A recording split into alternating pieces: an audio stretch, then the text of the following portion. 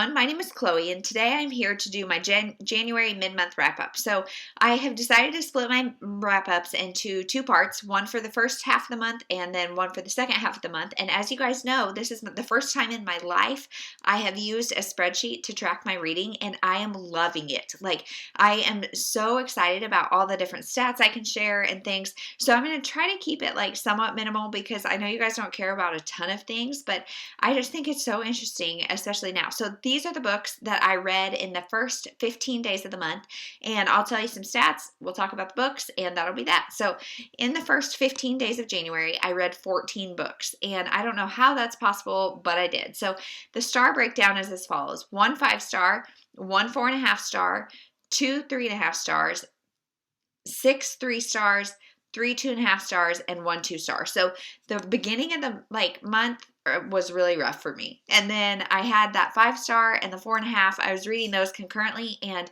that just kind of like reinvigorated me. And even the bad ones, though, or bad, like ones I didn't enjoy that much, the majority were off my shelf. So 11 were off my shelf and only 3 were not. And so it really feels good to kind of like refine my shelf. As you guys know too, my project on the Unread Shelf Challenge is something that I'm really trying to do. So I will do an update more about that later, but I feel pretty good about it. Even if they weren't the best, I now know that and can give them to new homes, and that's that. So my average rating was 3.14, pretty low for me, but that's okay.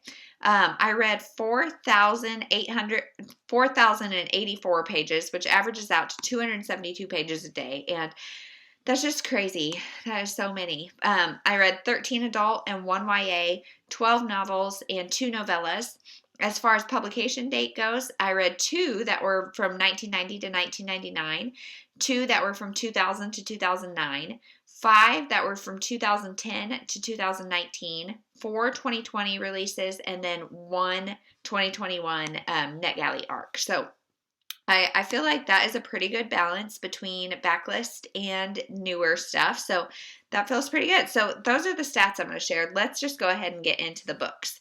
So I'm going to have Goodreads pulled up so I know what I rated these, because I honestly, like, my ratings are so arbitrary. Like, they're somewhat consistent, but we all know I hate ratings. So the first one that I read is Always the Last to Know by Kristin Higgins. So this is a book about a mom and 2 daughters, and one day the father, husband, whatever, he has a stroke while riding his bike. And so it is the mother's relationship with the girls. One of the girls is very close to the mom, one's very close to the dad, and we get to see all of them as they kind of cope with the potential loss of this man and all of the inner relationships and stuff. This started off so strong. I ended up giving this 3.5 stars, which may be a little bit generous, but that's that. Next, I read Everybody Always by Bob Goff, and this is a nonfiction that I read with Krista from Books and Jams. I ended up giving it 3 stars. Bob Goff is a big personality, and so this is a Christian book about becoming love in a world full of setbacks and difficult people. So I loved some of the stories that he told. He is a very, very, very big, boisterous personality. He's really funny. He laughs a lot, and he's really fun to watch, in my opinion. But reading his book, he speaks in such exaggerated, kind of over the top things that it kind of ruined your trust for him. Like, are you telling the truth? Because he would exaggerate so much that it was like, I'm putting both my shoes on at the same time, or, whatever, where it's like, no, that's not possible. So are all these other things that you're talking about, are they just exaggerations to make a point, or is that real? And he also is a very, very, very privileged man. He is a Christian man, and he does a lot for a lot of other people, but he, his kids, when they turn 10, they can pick anywhere in the world to go, and he takes them. And he sent one of his sons was not getting enough stimulation in school, so he had him get his pilot's license and stuff that it's like, you are very unrelatable. You are very unrelatable. And so some of the situations, and he doesn't acknowledge that to the extent that I think he should. And so some of the situations, were just not that great. I got a couple little blurbs out of this, but overall, not the best. Then I read Into the Wild by Jon Krakauer. I gave this one 2.5 stars. This is a biography, kind of. It's an exploration of this guy who went into the wild. He sold all of his stuff, burned his money, and went into the wild, kind of on a vision quest, similar to Jack London and other authors and things. And so John Krakauer tries to decide and like figure out, because the guy 4 months later is found dead. So what happened to this guy? What was going on in his head? Everybody, it was kind of like disliked this guy because he was very arrogant and stuff. And so John Krakauer's trying to just get in his head and also find out what happened. I didn't like it. I didn't like the guy. This book too was a short book, and yet I felt like there still like was not enough about, like, he didn't have enough about this guy to write the whole book. So he put in like other people who had explored and things that didn't, like, just felt like filler. So 2.5 stars. Then I read Gods in Alabama by Joshilyn Jackson, and this is one that I was sent by Karen from Rather Be Reading, and she thought I would love Joshilyn Jackson, and this is her debut novel, and I really enjoyed it. I gave it 3 stars because there's a lot going on and some things that were kind of not done as well as they could be, but this is about this girl who she grew up in Alabama and then decided she wanted to leave. She was going to Chicago for school or something. She had no desire to ever go back to Alabama. She was a part of this murder situation, death situation, whatever it may be, and she feels really guilty for it. So she makes a deal with God. She's like, God, I will stop being promiscuous. I will stop doing this, that, and the other if you just like let me keep my secret, let me live my happy life in Chicago, and don't make Alabama back to be a thing. So then one day her aunt calls her and says like, hey, will you come home for your uncle's retirement party or whatever? And her boyfriend hears it and he's like, hey, let's go. I want to go. I want to meet your family. Like, it kind of gives her an ultimatum of like, you need to do this or we're done, because with her being so like chaste and stuff, she is very slow in progressing their relationship into like physically as well as like emotionally. She just is really guarded and not letting him in. And so he's like, hey, I want to go. I want to meet your family. So they go back to Alabama. She is white. He is black. So she's really nervous about like those race relations and what her conservative Southern family will say and think. And so this book tried to tackle a lot. It tried to tackle rape, obviously racial issues and things like that, and murder. There's just a lot. And a lot of things were just kind of dropped or not handled as great as they could be. But I think for a first novel, this was good, and I'm very intrigued. Karen said Joshilyn Jackson kind of reminds her of like a Liam Moriarty, and I could totally see that. This is like women's fiction kind of with a mystery twist, and so I liked it, but didn't love it. Next is I Want to Be Where the Normal People Are by Rachel Bloom. This is a memoir by Rachel Bloom. I don't know who she is. I've never seen anything she's on. I never heard her or whatever. So reading this was a 2-star for me. I actually listened to the audio of this and I enjoyed that because you get to hear her tell her story, but it's her talking about her childhood and bullying and like different, like her kind of coming into herself, like sexually, and just a whole bunch of different things that I just was not entertained at all. So 2 stars on that one. Then I read The Love Season by Elin Hilderbrand. I love Elin Hilderbrand, and yet this was a 3-star book for me. I had said it was the longest 300-page book that I've ever read. So this is about this woman who she is, for some reason, a recluse. So for 14 years, she has not seen anybody. She doesn't like go, she goes out a couple times a month for these like very intentional, to go to the library, to go to the grocery store, to do whatever. And we don't really know why. And then her goddaughter comes and she's like 19. She's on Nantucket going to get married and she wants to meet up with this gal. So then she has not seen this girl since she was like 5. And so they kind of work through what happened to the girl's mom, because the girl's mom has died. So she has been raised by her dad. And we find out why she's a recluse. And I don't know. This was just very, very slow at times. 3 stars.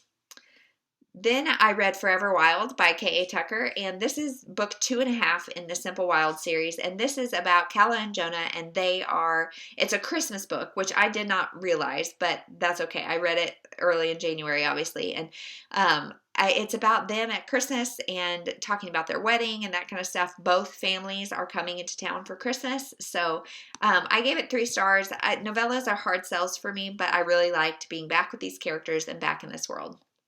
Then we've got Saving Grace by Jane Green.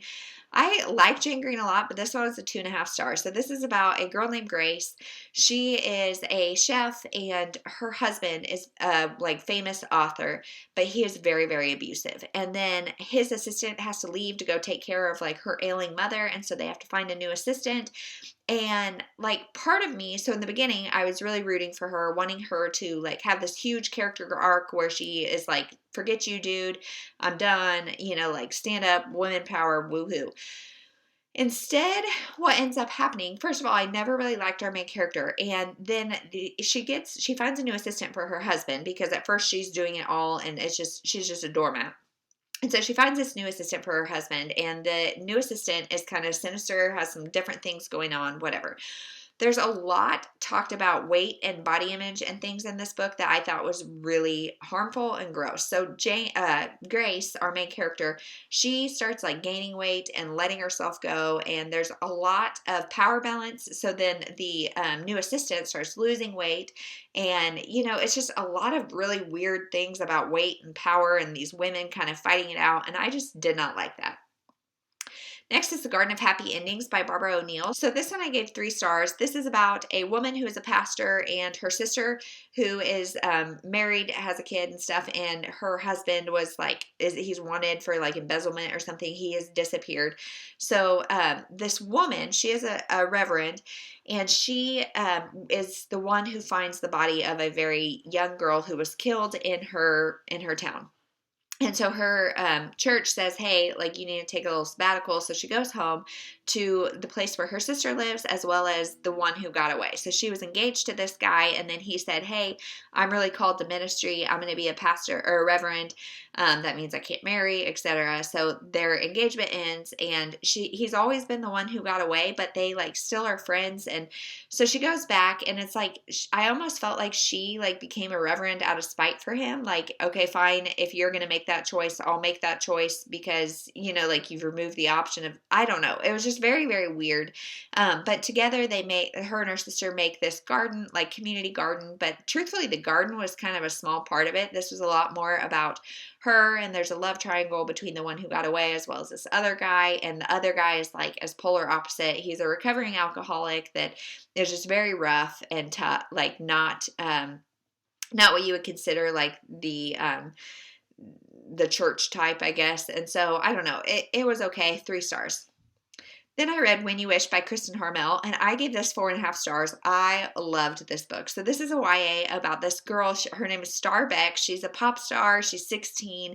She's just living the dream. She, in my head, is Britney Spears back in her heyday, and her mom is her manager. And this girl has been a star since she was 9 years old or whatever. Her mom is her manager, and she just comes to a breaking point. She finds out a secret her mom has been keeping from her, and she's like, I have got to live my life for me. So she cuts her hair, dyes it, and goes on the run, and to live life for herself and to see what normal quote unquote life is like. And so I gave this 4.5 stars. I really enjoyed it. There are a lot of things that didn't really make sense and that were overly cheesy.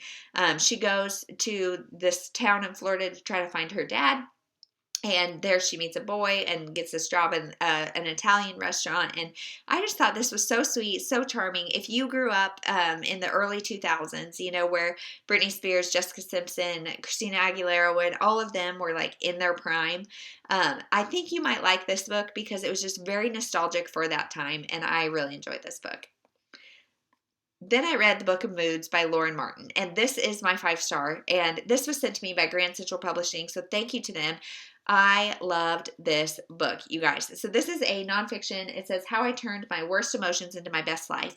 And this is just Lauren Martin talking about all of the different aspects of life where she has kind of had a bad attitude and how she turned that around. And for me, this is so applicable because she talks about when things don't go according to plan, body image, family, all of these different areas where she has kind of been guilty of having a bad mood and how she turned it around. And I thought it was so entertaining, relatable, practical advice.